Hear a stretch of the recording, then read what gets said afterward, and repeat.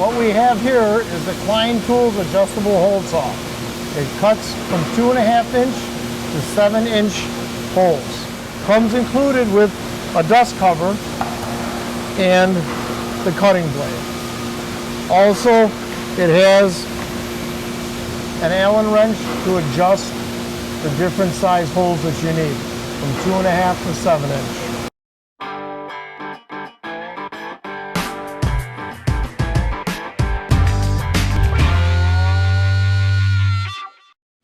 Make sure to tighten down the chuck so that it can't spin out on you.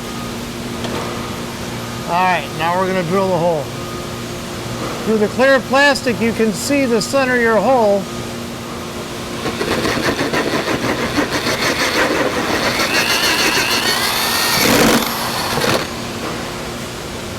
Complete. 7-inch hole done. With the supplied Allen key, you go ahead and you can loosen up the cutting blade and slide it down to the dimension you need. Once you've got your measurement for what you need, you just tighten it back down, make sure that it's tight so that the blades don't bounce on you. And once again, you're ready to make another cut. You can notice that all the dust is contained inside the catcher. Complete.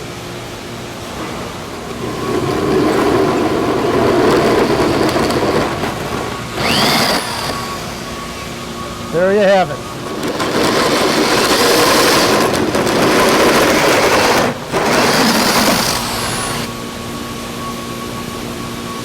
Different size holes can be used from sprinkler head to large holes for lighting.